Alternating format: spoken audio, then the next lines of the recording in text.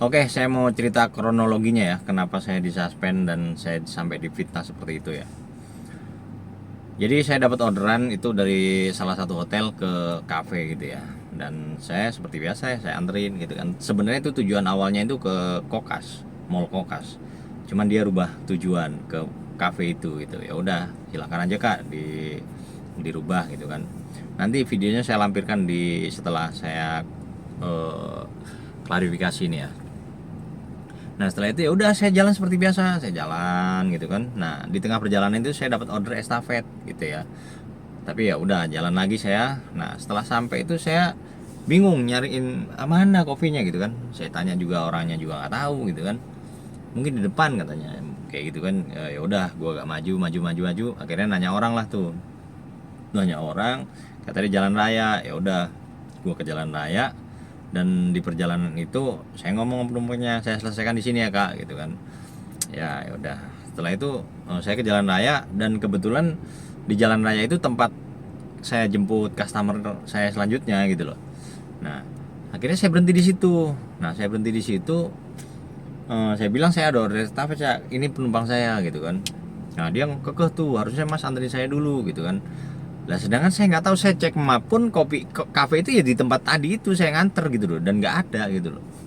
Saya nggak tahu itu kopi itu dengar-dengar katanya pindah gitu loh. Cuman ya karena udah order estafet mau nggak mau ya harus selesai. Dia tetap ngotot, saya bilang ya kita kan udah selesai Kak gitu kan. Ya maksudnya kalau memang salah apa nggak ada kayak gitu ya ngorder lagi gitu loh, jangan apa ya, bisa sama saya kalau nggak ada order estafet. Lah ini ada order estafet jadi saya nggak bisa gitu loh. Akhirnya dia turun banting pintu, ya udah kayak gitu kronologinya gitu loh ya. Setelah itu saya bawa customer selanjutnya. Setelah selesai saya kena suspend 7 hari. Saya kaget dilaporin ternyata saya, dan difitnah seperti itu saya yang saya nggak terima gitu loh. Nah terus saya tadi pagi ini saya ke kantor aplikator. Maksud saya mau membuktikan kalau saya itu nggak bersalah gitu loh. Saya bawa bukti ada dashcam itu, tapi nggak bisa ternyata gitu loh. Ini bukan ranah saya, dilempar saya ke customer service, suruh telepon katanya tetap tunggu 7 hari. Nah itu saya kesel banget itu, maksudnya kok bisa ya aplikator sampai kayak gini gitu loh. Saya udah bawa bukti, kecuali saya cuma cerita gitu ya kan bisa aja bohongan. Ini saya bawa bukti loh, nyata gitu loh, nggak bisa juga gitu loh. Dan saya harus kehilangan pekerjaan, saya difitnah dan saya harus kehilangan kerjaan gitu. Fitnahnya kan seperti itu. Katanya tidak nganter sampai titik dan titiknya masih jauh, katanya saya diturunin, itu fitnah itu gitu loh. Dan saya kehilangan pekerjaan, terus saldo saya ditarik sama aplikator gitu loh. Itu saya merasa dijolimi gitu, bener gitu loh. Udah gitu gimana gitu loh, itu saya tulang punggung di keluarga gitu loh. Saya harus nggak kerja sampai 7 hari gitu, itu gimana gitu. Saya sebenarnya saya apa ya, mau kesel, tapi mau kesel ke siapa gitu loh. Saya kalau bisa itu mau nuntut hukum gitu, ke jalur hukum. Gimana cara saya juga nggak tahu gitu loh. Mungkin ada teman-teman yang ngerti, saya mau gitu loh. Saya kayak gimana gitu. Karena saya merasa nggak bersalah gitu loh. Saya punya bukti semuanya gitu loh, dan saya anterin sampai nggak ketemu. Saya diajak muter-muter, harusnya dia yang salah itu, malahan gitu, melanggar itu. Harusnya sampai titik ya udah turun gitu loh. Nggak bisa lanjut gitu. Kalau memang ada kesalahan ya order lagi gitu, ntar ganti driver karena saya ada pekerjaan selanjutnya. Seperti itu sih ya. Jadi kalau kayak gini ini yang dirugikan driver gitu loh. Jadi seolah-olah penumpang itu dewa, udah nggak bisa diganggu gugat gitu loh, walaupun punya bukti jelas. Nah itu yang saya sesalkan, itu kurang canggih lah gitu kalau sistemnya seperti itu sangat merugikan para driver gitu loh. Ya kalau memang kejadian itu benar dan driver itu salah ya saya setuju, dihukum itu setuju gitu loh. Tapi kalau terjadi sama orang seperti saya ini, nggak bersalah tapi dihukum kayak gini nih, ya saya nggak terima gitu loh. Saldo saya diambil, saya kehilangan pekerjaan, nggak bisa kerja sampai 7 hari gitu loh. Sedangkan saya tulang punggung satu-satunya di situ gitu loh. Anak istri saya itu istri saya nggak kerja, cuman saya doang yang kerja.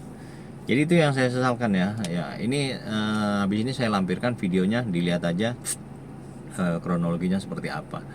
Dan silahkan menilai di komen, silahkan.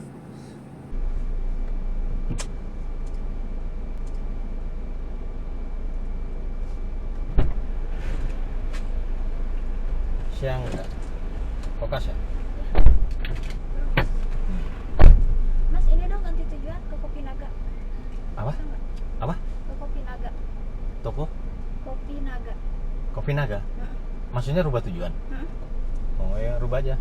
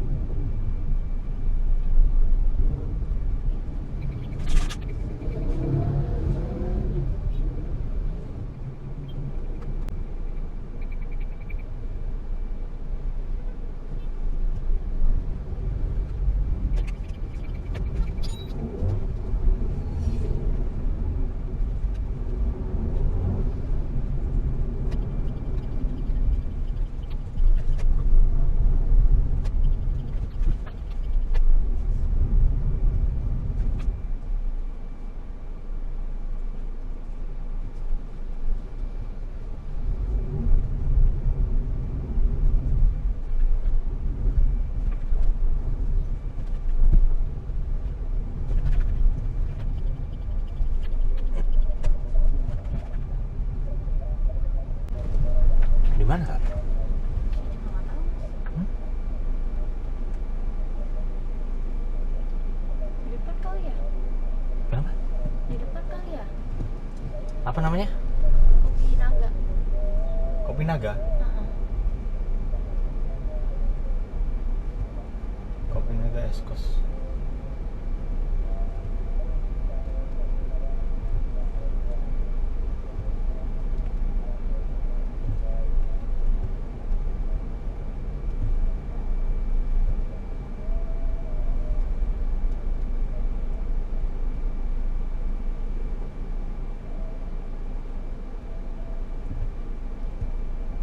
Ih, di belakang rumahnya. Kayak rumah biasa ya? Hmm? Masa kayak rumah biasa sih? Tanya aja kali ya? Hah? Atau tanya aja kali ya? Gimana? Atau tanya aja kali ya? Tanya. Boleh. Mana ya? Sama ibu itu coba tanya. Coba ya, saya tanya dulu.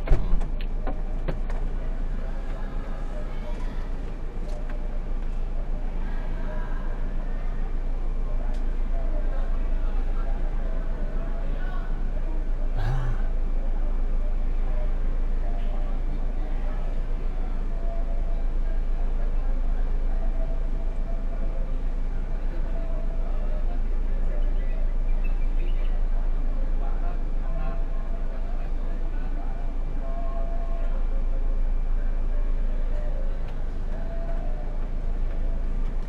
Ini katanya di jalan raya, Mas. Hah? Jalan raya, bukan di sini. Ke jalan raya? Heeh. Ini katanya di belakang sih itu. Jalan raya yang di mana ya? Di belakang. Dan kebut satu atau apa kata bapaknya?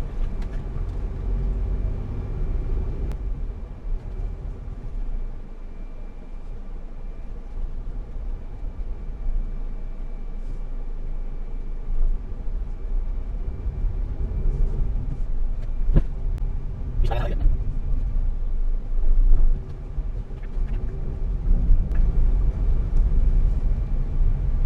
Ini saya selesaikan di sini aja ya, takut kejauhan gitu.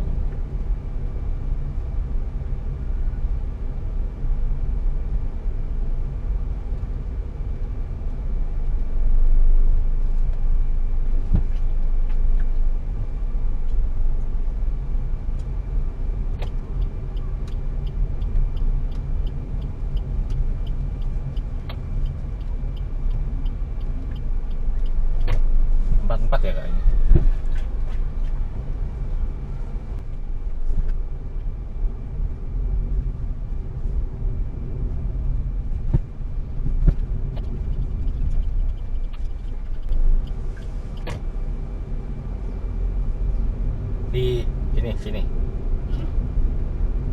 Iya kayaknya.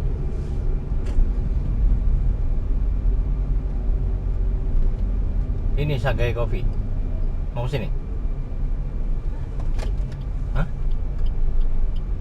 Ini saya orderan saya ini orangnya estafet ini. Terus aku Dan kombinaganya di mana saya nggak tahu. Tuh tamu saya udah kesini. masalahnya taruh di sini mas. Ya kan udah selesai Kak. Emang ini estafet kerjanya. Harusnya diselesain dulu dong mas. Kenapa? Sesuai tujuan dong. Sebentar Kak. Ini Berlima? Nggak apa-apa. Sebentar ada masih. Oh, iya, iya. Belum selesai. Eh? Sebentar. Gimana? Gimana gimana dulu dong mas. Di mana kopi naganya saya nggak tahu. Dicari dong mas di dalamnya.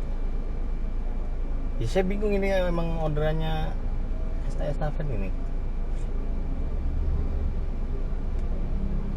Udah deh, saya terusin aja deh mas.